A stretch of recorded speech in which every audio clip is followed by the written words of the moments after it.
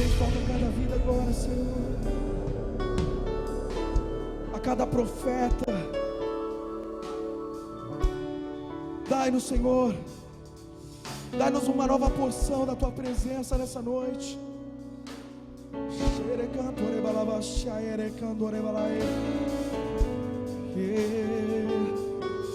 Sim, Deus.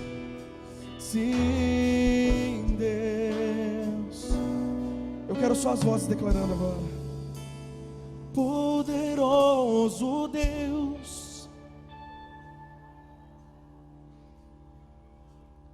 poderoso Deus,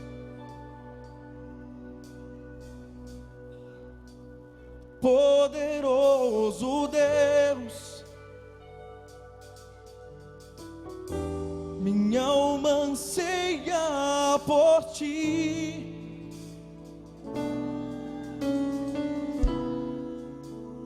Poderoso Deus,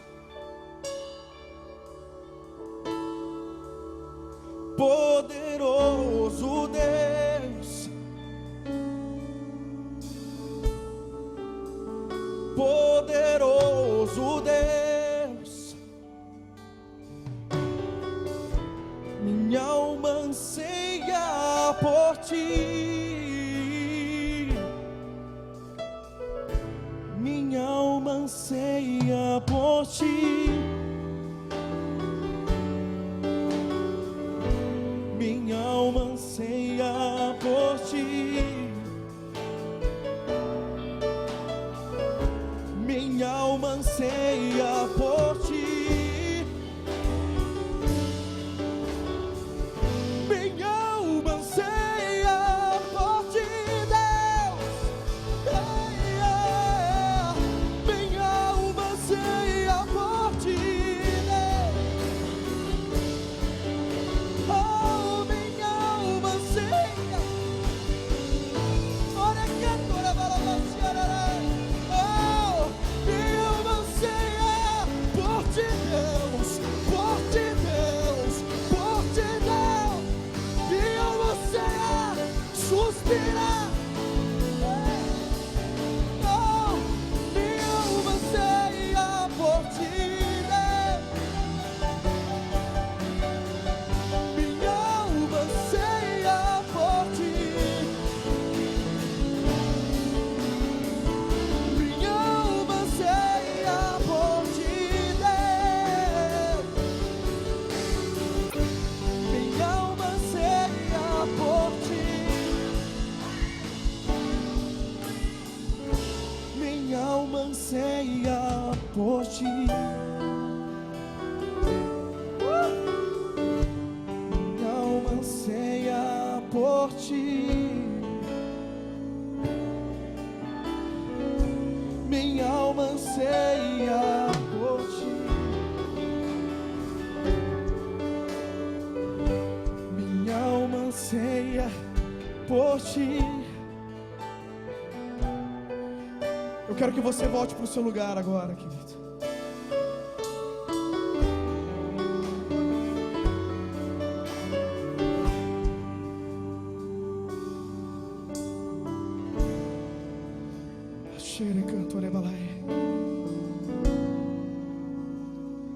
Talvez você entrou aqui hoje, querido, triste, dizendo: se Deus me amasse, realmente eu não estaria passando pelo que eu estou passando, eu não estaria vivendo o que eu estou vivendo. Eu ia pregar sobre Esdras hoje. Eu ia falar sobre o sacerdote que foi usado por Deus para reconstruir o templo. Mas Deus começou a ministrar a minha vida essa semana e começou a falar assim: não existe templo sem muros consertados. Não existe santidade se ainda existe brecha. Não existe vida se você ainda está desprotegido. Eu quero que você pegue a sua Bíblia agora. E abra comigo no livro de Neemias, capítulo 8.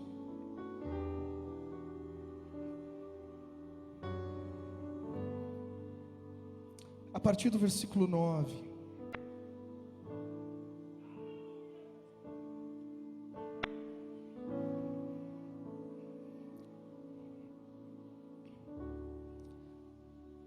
Não se aprende a adorar, querido. Não se incentiva a adorar. Ou nós adoramos, ou nós não adoramos. Não importa o culto dentro da igreja. O culto que move a Deus é o culto que está acontecendo dentro do teu coração. O culto que estabelece a glória de Deus sobre algum lugar não é o culto que acontece dentro de uma placa, não é o culto que acontece dentro de uma organização religiosa, mas o culto que move o coração de Deus é o culto que acontece dentro do teu coração. Neemias capítulo 8, a partir do versículo 9. Todos acharam? Neemias, que era governador, e Esdras, que era sacerdote e escriba, e os levitas, que ensinavam todo o povo, lhe disseram: este dia é consagrado ao Senhor, pelo que não pranteeis e nem choreis, porque todo o povo chorava ouvindo as palavras da lei. Disse-lhe mais: ide, comei carnes gordas, tomai bebidas doces, e enviai porções aos que não têm nada preparado para si, porque este dia é consagrado ao nosso Senhor. Portanto, não vos entristeçais, porque a alegria do Senhor é a vossa força. Coloca a sua Bíblia na cadeira.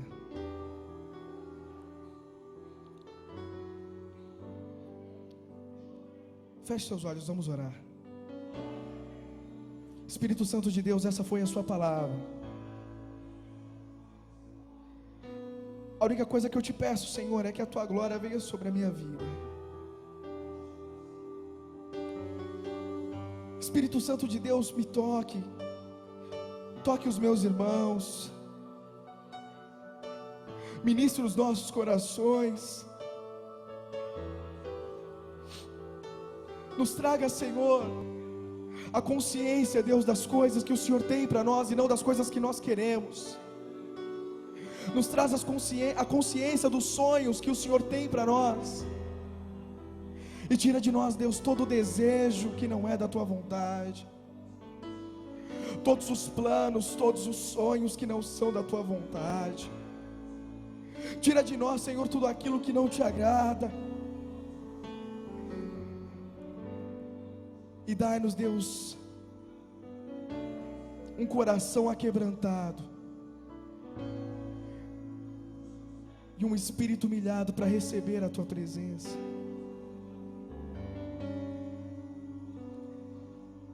Em nome de Jesus, Pai. Amém.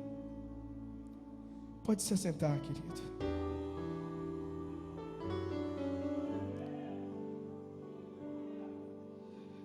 Como eu disse, eu ia pregar a respeito de Esdras. Mas essa semana Deus começou a ministrar ao meu coração e dizer: filho, do que vale um templo cheio de ouro, do que vale um templo cheio de riqueza, do que vale levantar muros com mármores, do que vale você dar todo o seu esforço financeiro para que uma obra física se levante e se manifeste. se o culto que está dentro da tua casa está contaminado ainda. Nós acabamos de ler uma passagem aonde o povo estava chorando ao ouvir as escrituras sagradas que estavam sendo lidas pelo sacerdote Esdras.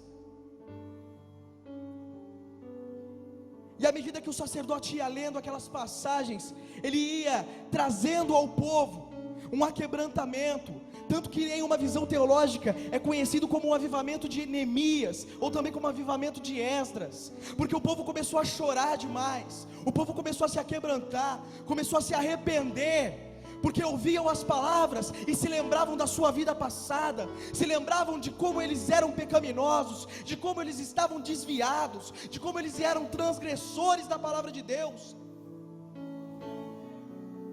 Então os levitas olham para eles e dizem assim: hoje não é dia de chorar, hoje não é dia de prantear, porque este dia foi consagrado ao Senhor.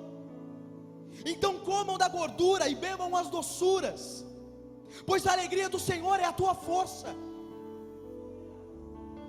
Mas para a alegria do Senhor ser a minha força, eu preciso alegrar a Deus.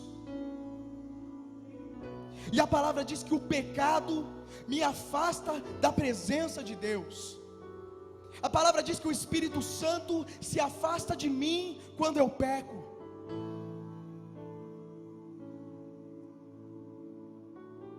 Neemias foi levantado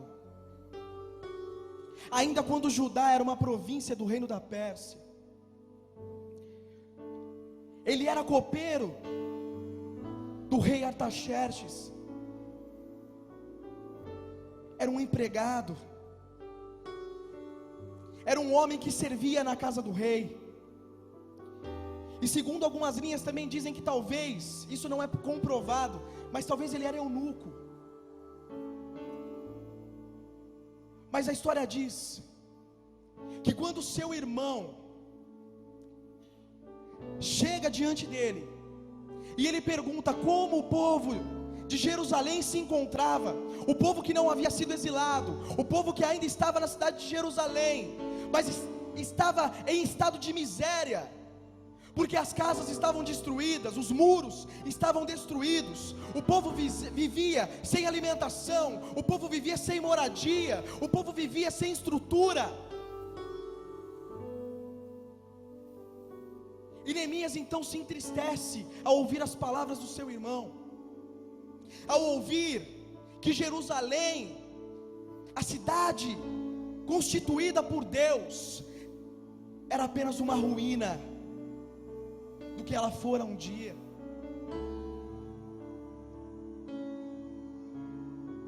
E ele então começa a orar e a interceder, ele começa a clamar, ele começa a jejuar, ele começa a pedir a Deus para que o Espírito toque a vida do rei, para que ele possa olhar para Neemias e possa então levar Neemias a Jerusalém, para que Neemias seja usado para trazer ânimo ao povo que já estava desanimado por aquilo que estava vivendo.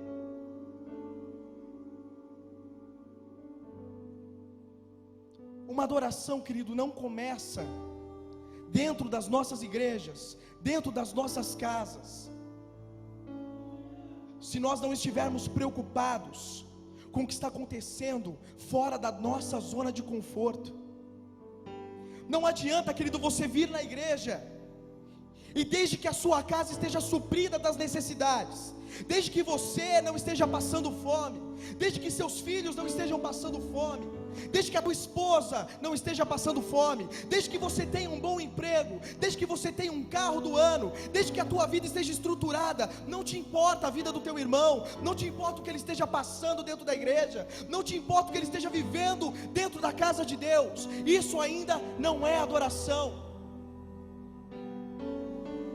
Adoração é quando eu tenho uma estabilidade, mas eu não me conformo com a realidade, eu não me conformo em olhar o meu irmão passando fome, eu não concordo em ver o meu irmão tendo seu aluguel atrasado, em ter as suas contas atrasadas, em não ter o que comer, em não ter o que vestir.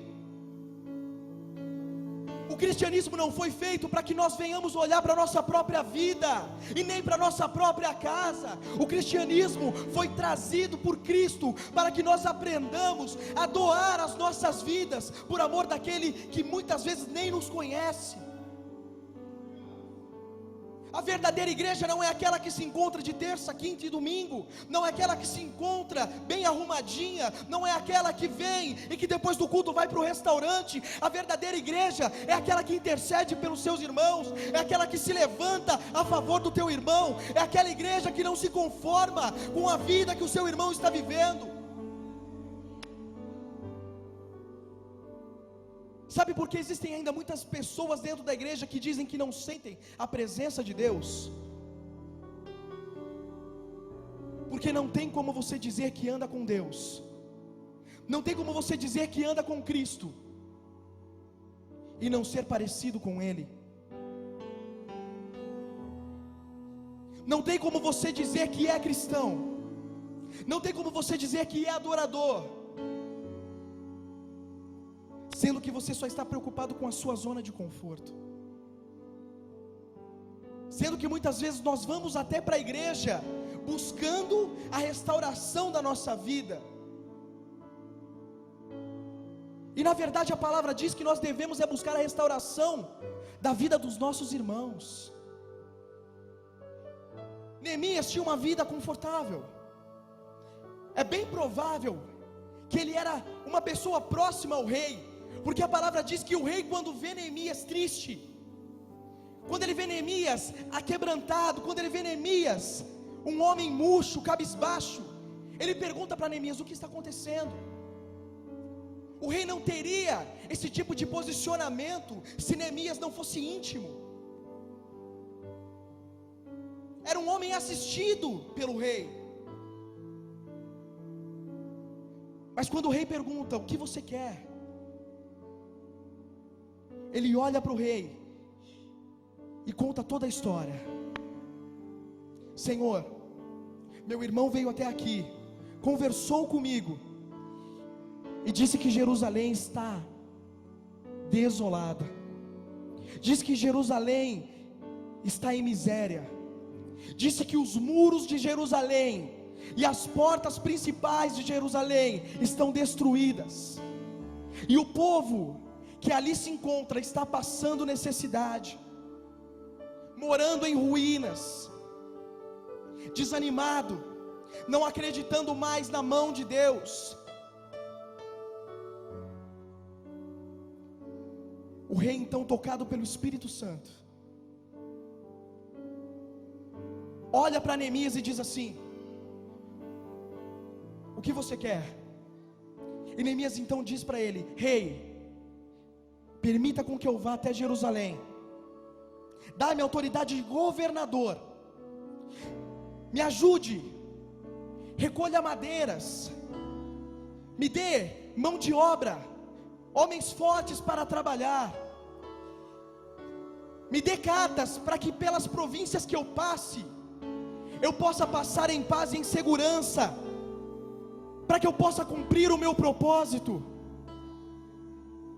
E o rei Artaxerxes vira para ele e diz assim: pode ir, leve quantos homens você precisar, leve a matéria-prima que você precisar, e reconstrua os muros de Jerusalém, reconstrua a vontade de viver daquele povo, reconstrua o desejo daquele povo de buscar ao seu Deus. Porque quando você é íntimo de Deus, querido, até o ímpio se levanta para te abençoar, mas a bênção que vem para você não pode ser apenas para você. Quando Deus te abençoa, você tem que aprender que nada é teu, tudo é dele, que nada do que nós temos é nosso de verdade. Na verdade, o que nós somos é mordomos. Então nós temos que aproveitar e administrar os nossos bens, para que nós estejamos supridos, e para que a nossa igreja também esteja suprida. Quer subir de cargo, querido? Meu Deus, eu não consigo subir de cargo na minha empresa, eu não consigo prosperar na minha empresa. Ora a Deus. Neemias orou a Deus. Depois chegou um homem que era copeiro, falou para o rei: eu quero ir para Jerusalém e eu quero governar. Você não precisa pedir, querido, para o seu patrão para subir de cargo. Se Deus souber que o que você quer é para que outras vidas sejam ministradas, administradas e supridas, Deus vai abençoar a tua vida. Se Deus souber que você quer subir de cargo na tua empresa, se Deus souber que você quer crescer financeiramente, se Deus souber que você quer ser um adorador em espírito e em verdade, antes de qualquer outra coisa, você não precisa correr atrás de sinais. A palavra diz que os sinais vão correr atrás de você. E a história então diz que Neemias chega em Jerusalém com homens prontos para trabalhar, chega com matéria-prima, mas ele ainda fica 3 dias em Jerusalém, vendo como estava o povo. E ele encontra um povo desanimado, porque ele sabia que as pessoas que o rei havia permitido que fossem com ele não seria o suficiente para levantar uma cidade de novo. Ele então começa a ver um povo desanimado, um povo morando em ruínas, que não tinha mais perspectiva de vida, que não tinha mais vontade de vencer, que não acreditava mais em Deus. E a história diz que no 3º dia, ele então faz uma reunião com aquele povo, e ele então começa a mostrar para o povo a realidade deles. Ele então olha para aquele povo que estava desanimado, porque quando você está desanimado, querido, você não enxerga a tua realidade. Quando você está cabisbaixo, você não enxerga a tua realidade. Quando você está pensando em desistir, sabe quando você está aquela pessoa que só o sangue de Cristo? A pessoa fala bom dia para você, você fala bom dia por quê? A pessoa fala para você tudo bem? Tudo bem nada, só se for para você que está bem. Uma pessoa que perde a perspectiva de vida, ela pensa que aquilo que ela está vivendo é o natural da vida dela. Ela pensa que aquela condição que ela se encontra é a condição natural da vida dela. Você pode ver uma pessoa, algumas vezes eu já fui debaixo da ponte, fui levar marmitex para moradores de rua. Um viciado em crack, ele não compreende, ele não entende a vida que ele está vivendo.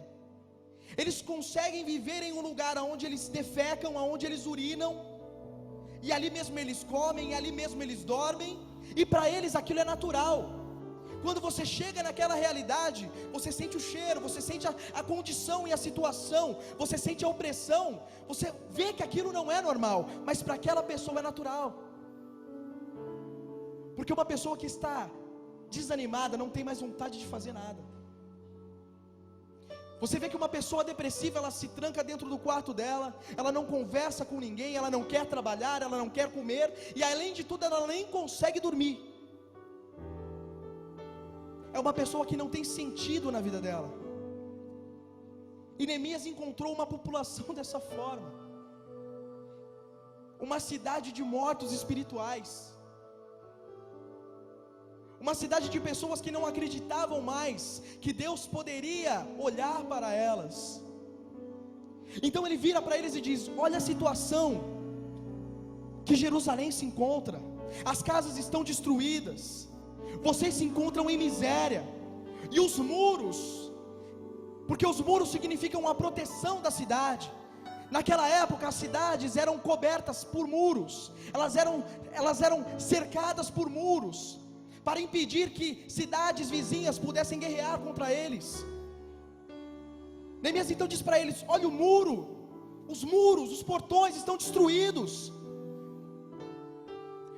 E ele começa a trazer ânimo e a gerar realidade na vida das pessoas. E a história diz que eles começam a se levantar. Homens, mulheres, crianças, magistrados começam a se levantar e não olham mais para aquilo que eles estavam vivendo. Eles começam a olhar um homem dizendo para eles assim: ei, está mal, ei, o que você está vivendo é uma situação de opressão, mas se você se levantar hoje, os muros da tua vida vão se reerguer, a tua cidade vai ser fortificada e o Espírito de Deus vai habitar na tua vida. E o povo então começa a ter ânimo de novo. O povo começa a dizer: não, vamos trabalhar.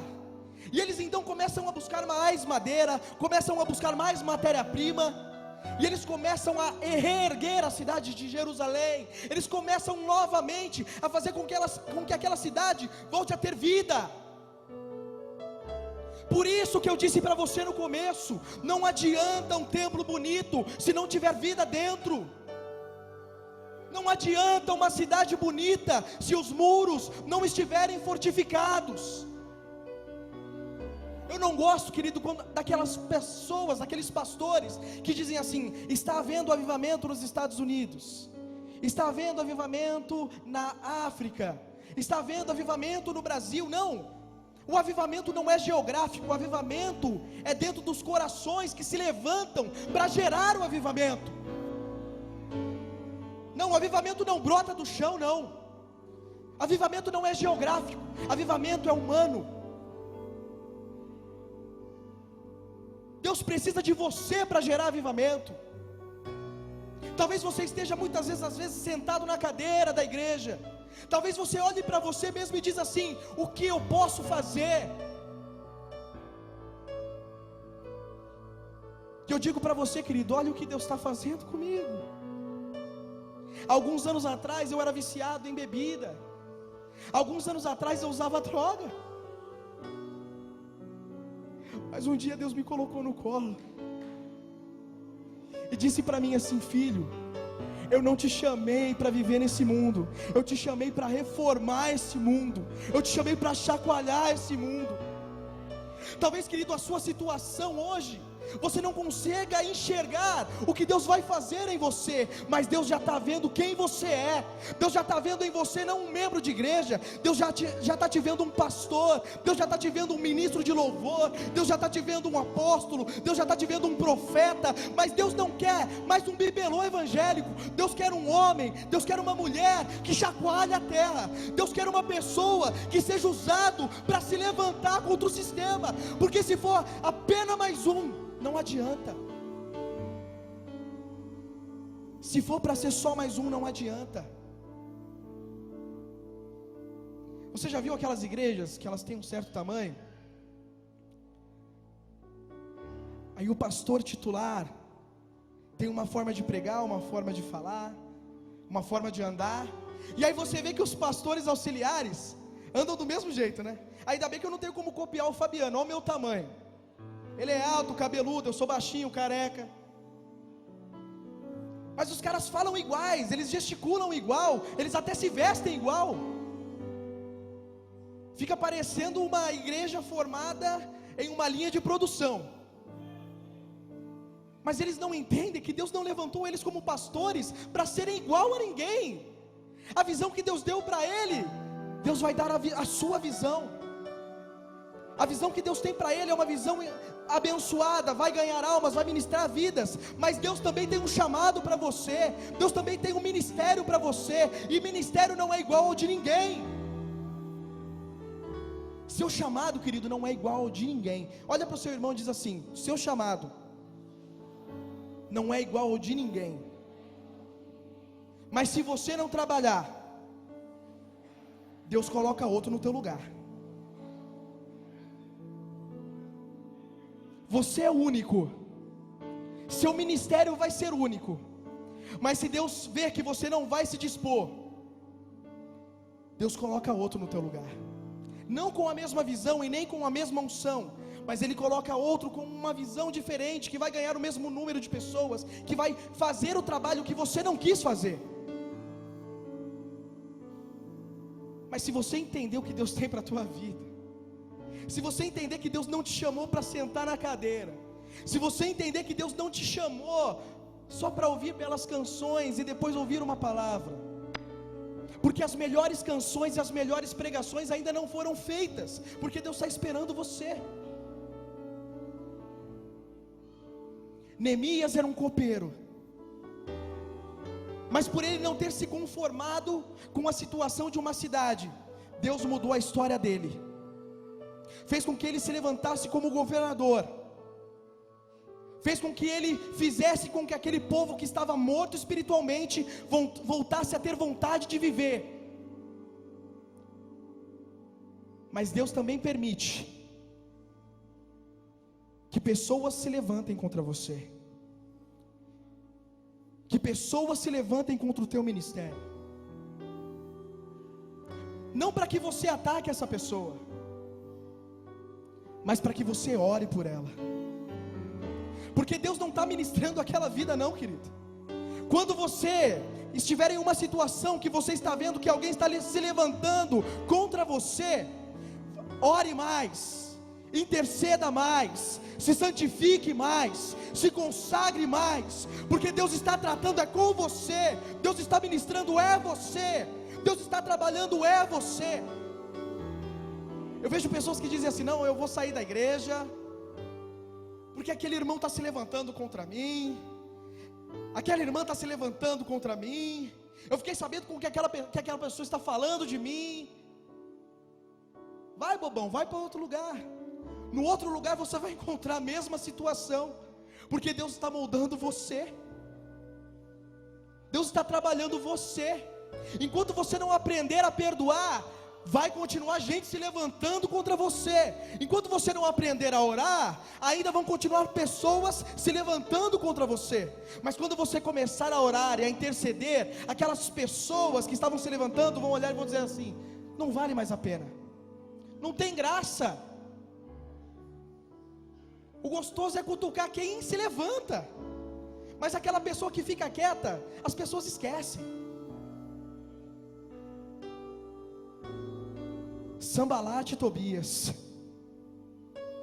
Sambalate o Horonita e Tobias o Amonita, viram que Neemias estava levantando a cidade e fazendo com que aquele povo voltasse a ter esperança, e eles começaram a ver que uma obra que levaria meses, talvez até anos, estava se concretizando em dias. E a história então diz que eles vão até Neemias e dizem para ele assim: o que você está fazendo? Por que você está levantando os muros da cidade? Por que você está restaurando esta cidade? Por acaso você quer se levantar contra o rei? Porque nós já ouvimos falar que existem sacerdotes aí em Jerusalém que estão te chamando de rei. E Neemias então olha para eles e não critica, não fala nada. Ele simplesmente diz para eles assim: vocês procedem com mentira, porque tudo que eu estou fazendo aqui está de acordo com as palavras do rei. Eles então se calam, mas eles começam a dizer, isso chega aos ouvidos de Neemias, que antes que os muros estivessem fortificados, eles levantariam um exército, atacariam o povo, matariam os cidadãos de Jerusalém e também Neemias. E a palavra diz que Neemias continuou orando, jejuando, intercedendo e clamando, e dizendo: Senhor, guarda a minha cidade, Senhor, guarda os meus irmãos, guarda a nossa casa, nos ajude,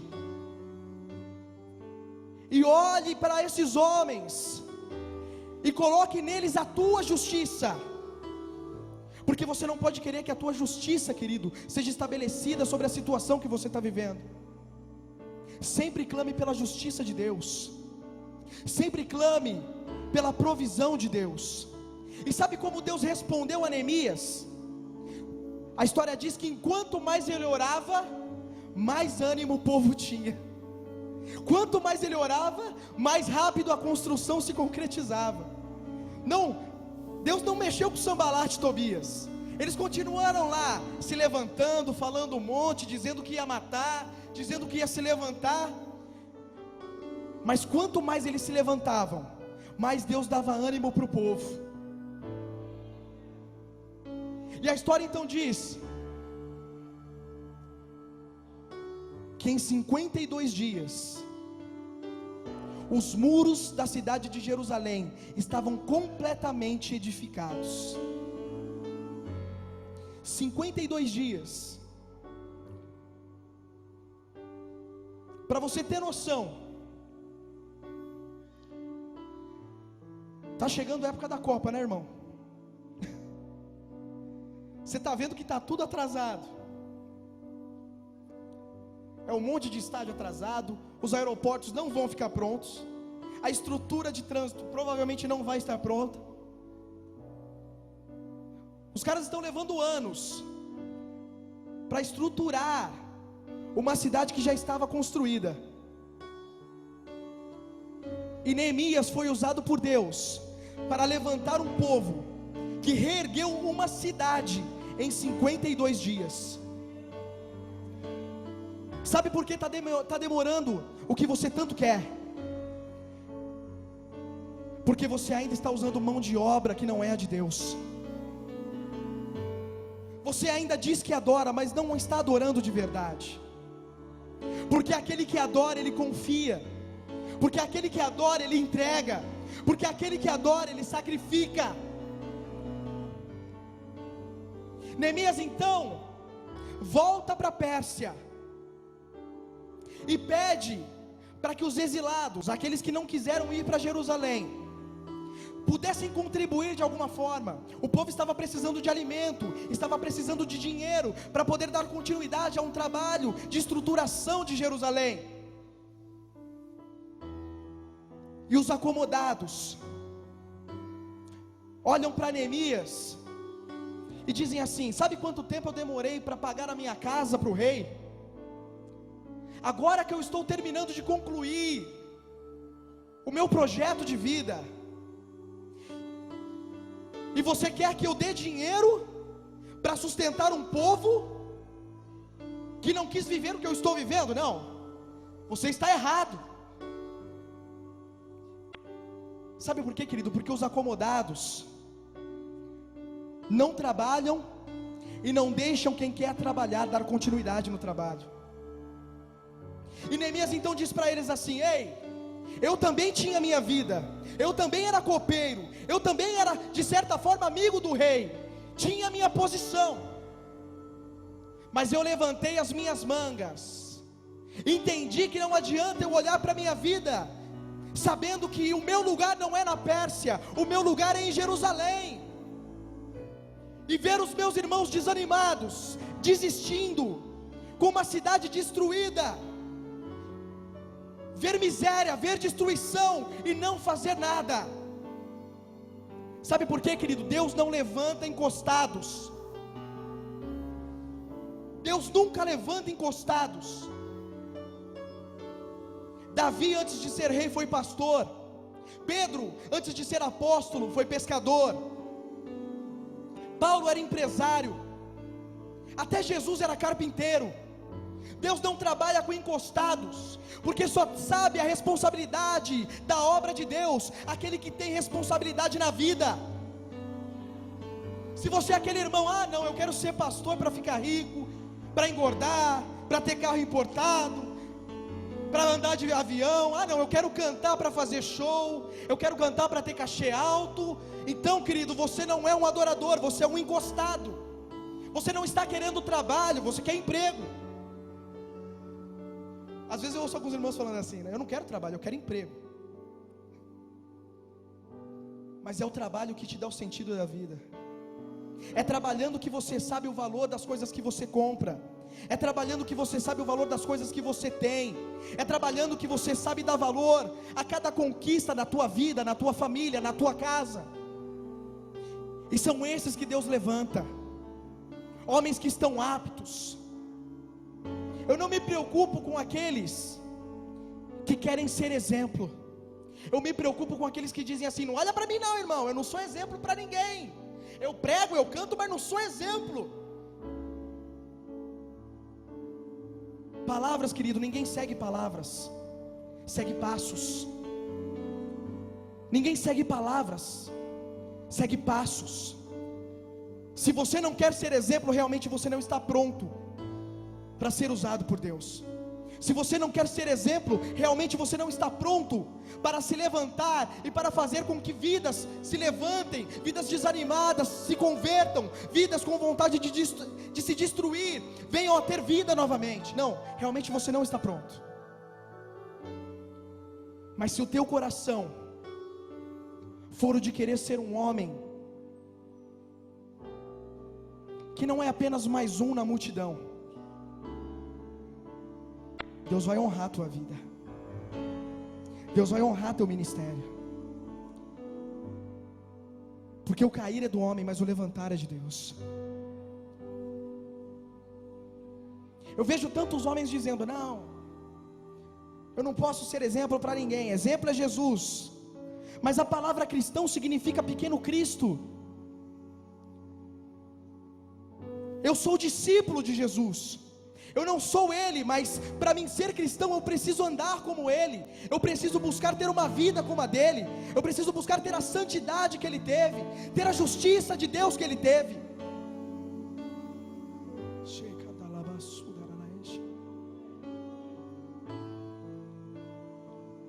Chega de homens que não querem ser exemplos, chega de homens que só querem andar na multidão, que só querem continuar na correnteza. Chega de pessoas que não querem ser usadas para mudar o mundo.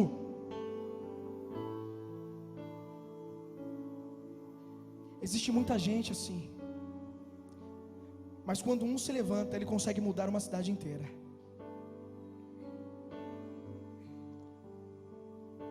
Neemias, querido, conseguiu levantar uma cidade,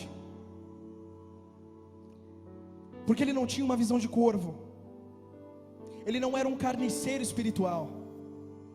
Sabe o que é um carniceiro espiritual? Aquela pessoa que só chega perto de você para tentar tirar algum proveito,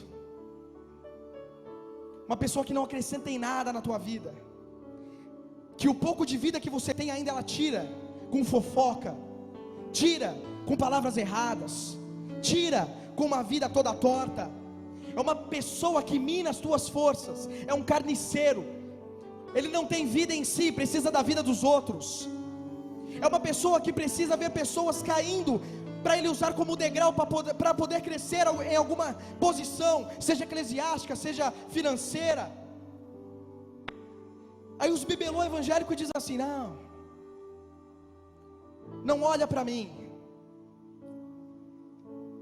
Mas aí os caras postam na internet: estou subindo no monte para jejuar, estou subindo no monte para orar, estou em consagração. Qual parte de Mateus 6,16 eles não entenderam ainda? Quer dizer que o cara não quer ser exemplo, mas a vida dele religiosa ele quer mostrar para os outros. E Mateus 6,16 diz: quando você orar, quando você jejuar, não seja como um fariseu hipócrita, não seja como aqueles que querem se assentar nos primeiros lugares da sinagoga. Não, o que a tua mão esquerda fizer, a tua mão direita não precisa saber, pois aquele que ora em secreto, o teu pai em secreto te recompensa. Se você precisa mostrar alguma coisa para alguém, é porque você não quer mostrar para Deus. O verdadeiro ministério, querido, não cresce com os olhos humanos te olhando. O ministério que cresce é aquele que é enxergado por Deus. O ministério que se desenvolve é o ministério que ninguém pode estar vendo. Talvez você seja aquele irmão que senta lá no fundo, e os outros olham para você e dizem assim: nossa, ele é quietinho, é sossegado, ninguém tem nada para falar dele. Mas quando você está na sua casa, você tem muito para falar com Deus. Porque a nossa vida ministerial, querido, cresce com intimidade. Porque numa cidade para ser fortificada, precisa-se reerguer os muros, para que nada de fora te atinja. A palavra diz: não deis brecha. Sanbalat e Tobias buscavam brechas nos muros, para tentar entrar em Jerusalém, e matar o povo, matar Neemias. Mas ele encontrou uma cidade fortificada, e os lugares onde tinham frestas, Neemias levantou homens para ficar de vigia. Não encontrou Sanbalat e Tobias em nenhum dos 4 cantos da cidade condições para entrar, condições para destruir, condições para se levantar, condições para derrubar aquilo que havia sido construído.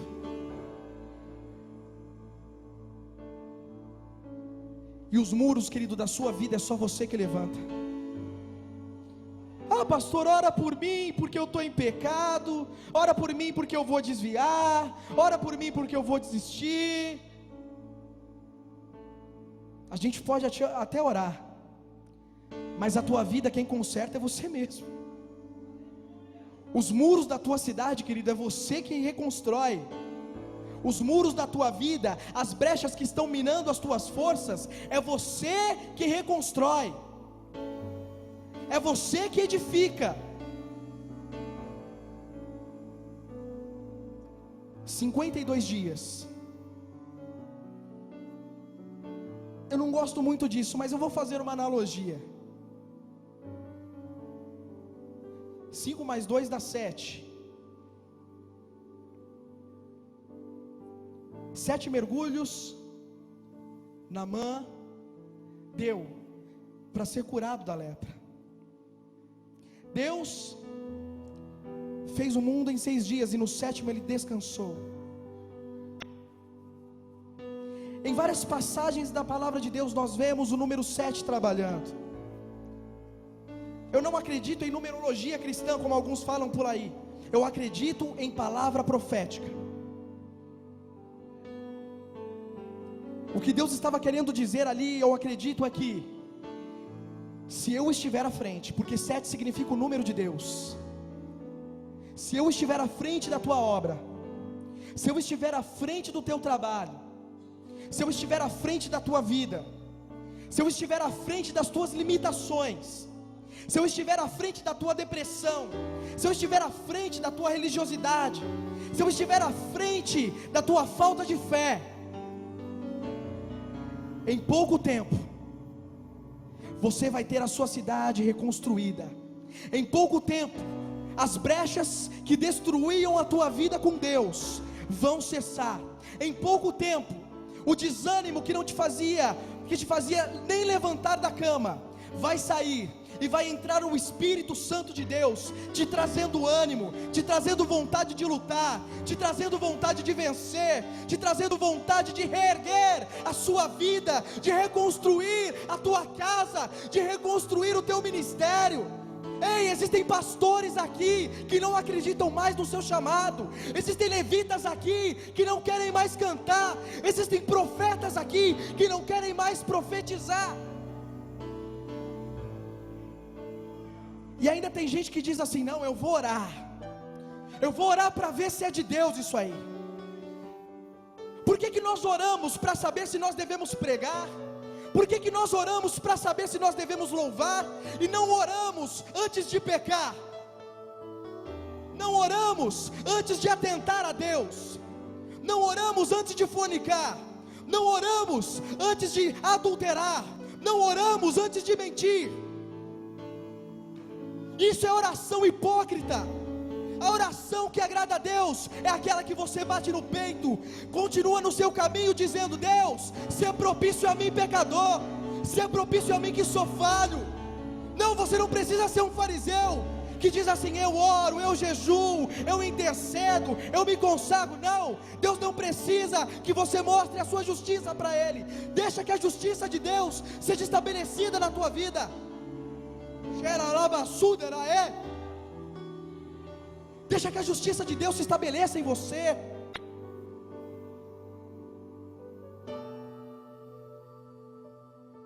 E quando a cidade estava com seus muros totalmente reconstruídos, estava fortalecida, fortificada, eles fizeram um dia de festa ao Senhor. E nesse dia, o sacerdote Esdras foi convidado em uma cerimônia, diante de toda a congregação, diante de toda Jerusalém, para recitar a palavra de Deus. E a palavra diz que enquanto ele lia as escrituras, o povo começou a chorar, o povo começou a se humilhar, o povo começou a se lembrar daquela cidade que há menos de 2 meses era uma cidade sem fé, era uma cidade morta, era uma cidade que não acreditava em Deus, era uma cidade que não buscava edificação. Eles começaram a trazer à memória o que eles eram há pouco tempo atrás. Então Esdras e os levitas olham para aquele povo em prantos, aquele povo em avivamento, chorando, se arrependendo, pedindo perdão dos seus pecados, e ele diz assim: não, hoje não é dia de prantear, hoje não é dia de chorar, hoje não é dia de você se lembrar do que você fez. Não, hoje você vai comer da gordura, hoje você vai beber da doçura, porque este dia é consagrado ao Senhor. Esse dia é consagrado ao Senhor. O tempo de choro passou.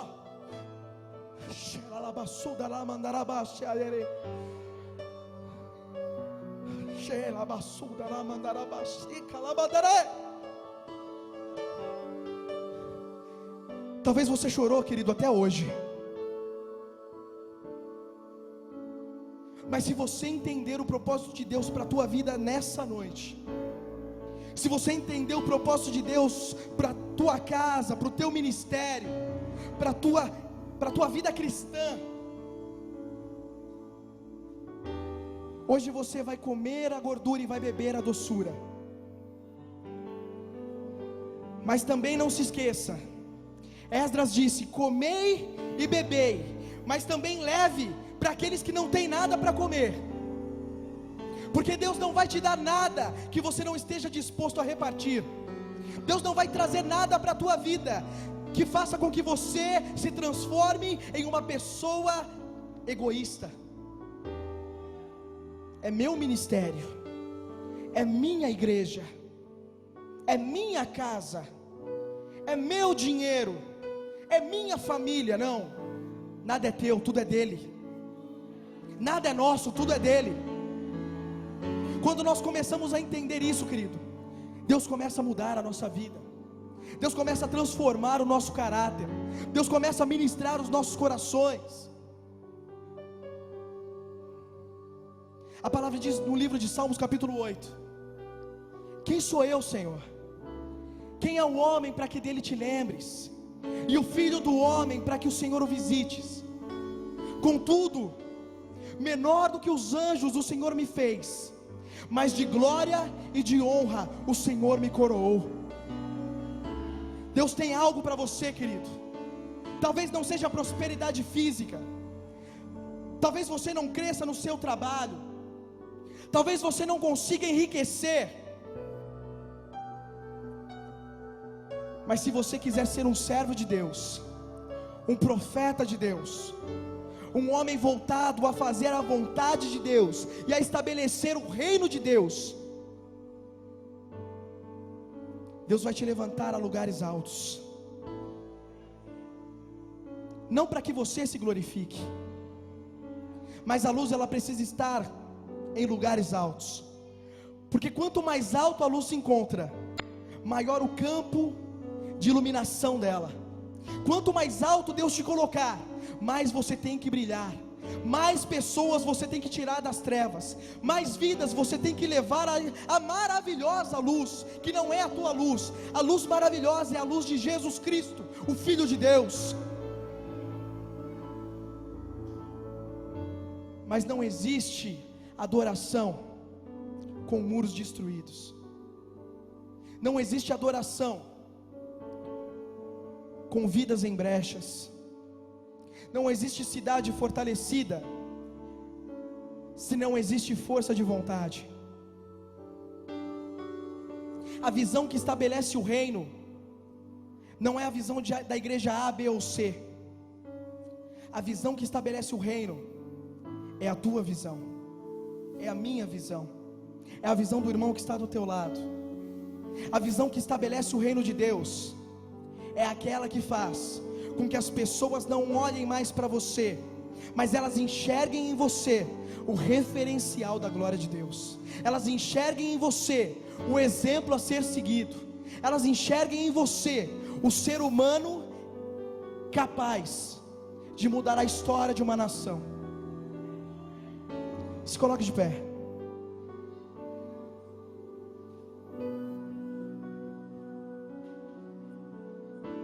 Eu quero te convidar a fazer algo nessa noite. Hoje é um seminário de adoração, mas na verdade a adoração ela tem que ser realizada a Deus todos os dias. A adoração tem que estar dentro de mim e de você. Mas eu quero te convidar, querido, a vir aqui na frente, todos. Vamos tirar essas cadeiras daqui, ó.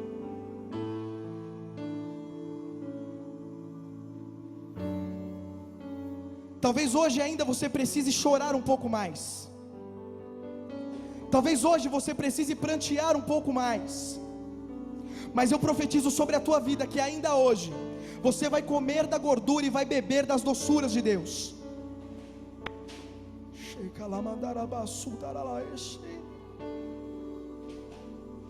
E se eu passar pelo fogo, não temerei, na tua fumaça de glória. Venham todos aqui para frente. Me lembrarei longe. Podem vir aqui. Não sei mais viver. Todos, todos, todos, todos. Você é a congregação, você é a cidade de Jerusalém. Eu quero mais para frente, irmãos. Não precisa ter vergonha. Hoje Deus vai chacoalhar a tua vida, querido.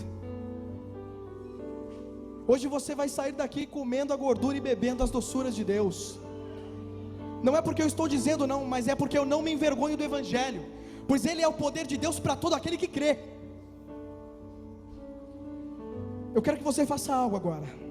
Todos nós vamos nos ajoelhar, a não ser que você não possa, mas você que pode, se ajoelhe.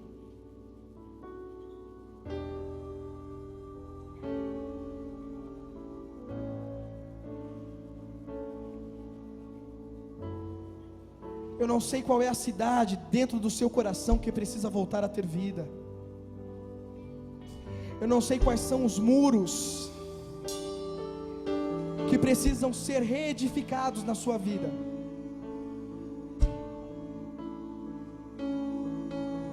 Mas você sabe. Você sabe o que você precisa hoje colocar diante da presença de Deus. Você sabe o que você precisa colocar diante do altar de Deus e pedir perdão hoje nessa noite.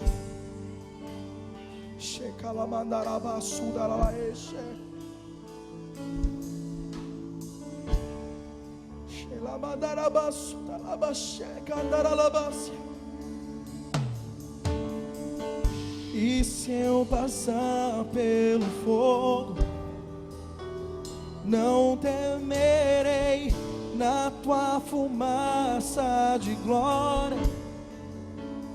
Me lembrarei longe do Santo dos Santos. Não sei mais viver.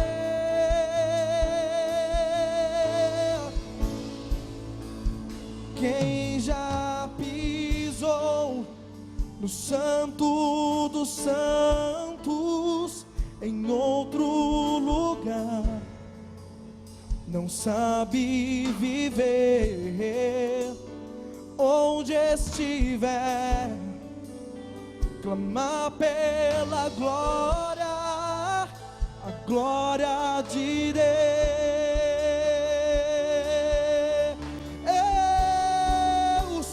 Quem já pisou no Santo dos Santos?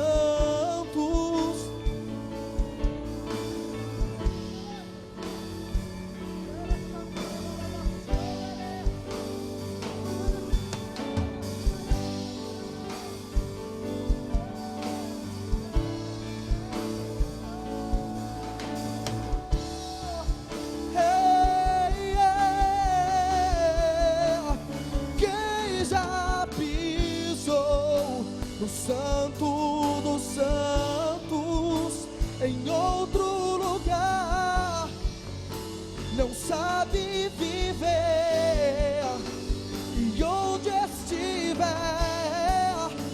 clamar pela glória, a glória de Deus. Xera balabassuta na balabashia, ele cantora balaê. Xera cantora balabassolha, ele cantora balaê.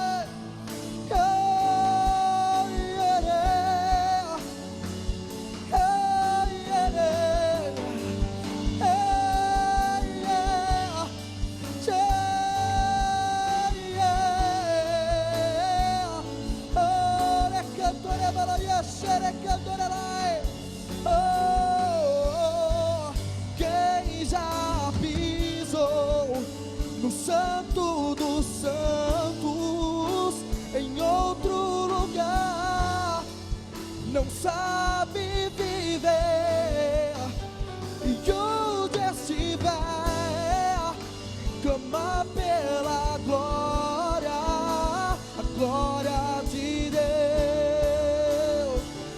Xerecandore balabasudarae, xerecandore balabascedere candere balae, xerecandore balabascerie, xerecandore balae, xerecandore lae, xerecandore balabasciere,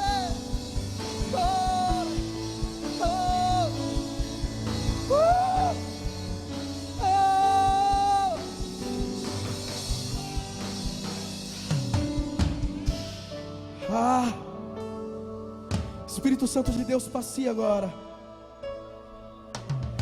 passeia, vem e toca, vem e toca, vem e toca, vem e toca. Uma nova porção de Deus sobre a tua vida nessa hora, renovação na presença de Deus sobre a tua vida agora. Toda tristeza, todo medo, todo cansaço, toda fadiga, Deus está tirando de você agora.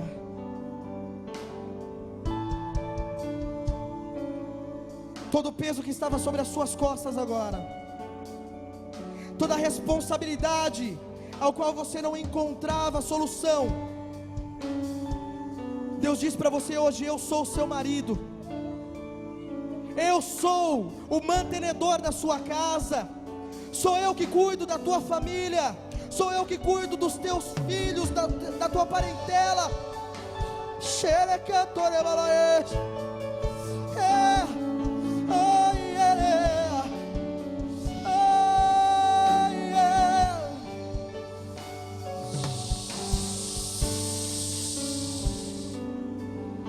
Espírito Santo de Deus, passeia sobre este lugar agora.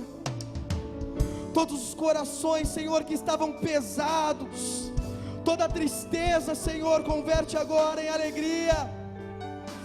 Ore candarabalabassudara labachara cantorabalae.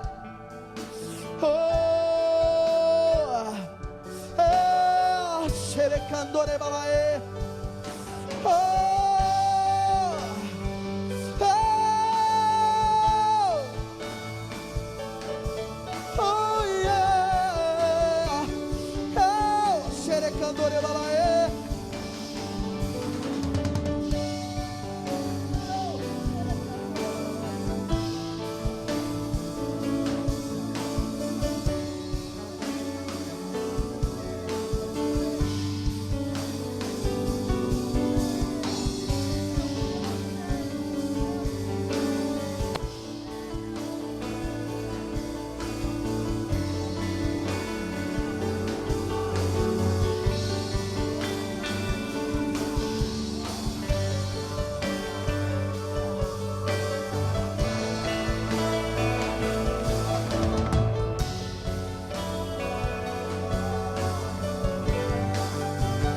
Xerecandore balai, Xerecandore balabaciae.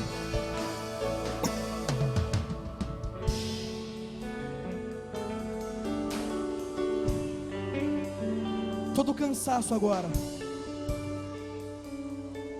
sai agora. Você que entrou aqui cansado,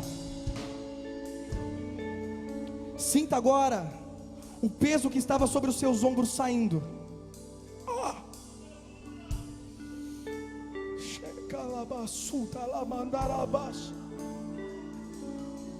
Você que estava enfermo, ei, sinta agora a cura de Deus.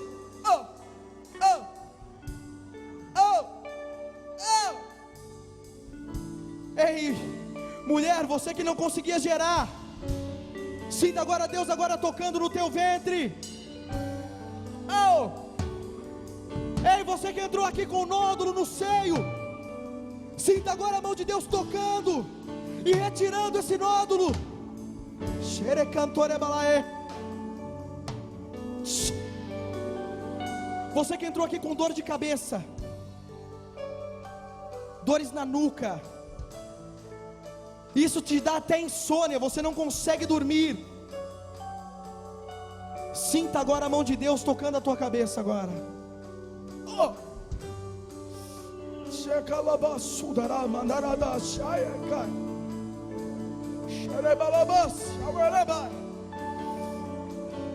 Você, mulher que entrou aqui com problemas de articulação nas pernas, suas pernas incham no calor, a ponto de você não conseguir nem andar. Sinta agora Deus tocando. Sinta agora o sangue correndo sobre as artérias, sobre as veias. Você que entrou aqui com problemas cardíacos, sinta agora a mão de Deus apertando o teu coração e tirando, desentupindo as veias. Você que estava vazio, que não sentia a presença de Deus, sinta agora, sinta agora, sinta agora.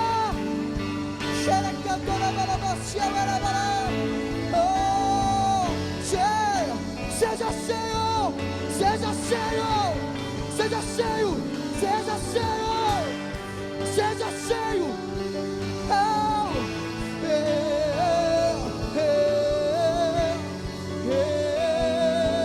Isso não é um show, isso é a glória de Deus.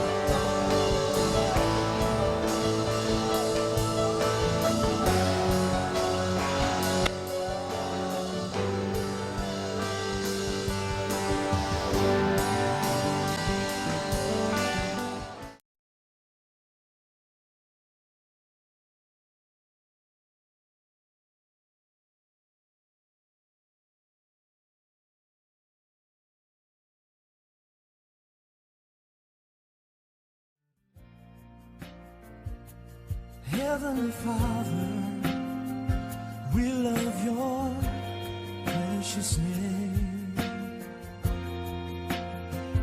It stands to reason that a name is just a word. It can be easily forgotten as soon as it is heard. But one name was spoken before the world's first day, and it will be here when everything that is has passed away. Delivered from the lips of God, to Mary's ears on angels' wings, Jesus, Jesus, the word that came to life for us, the song that all creation sings, Jesus, oh Jesus, proudest nations of the earth have come and gone, but Jesus, the name lives on. When I'm awakened by a terrifying dream, and desperation reaches out and clutches me, when I'm so afraid that I don't even know how to pray, I simply speak it and I feel it, and it chases fear away.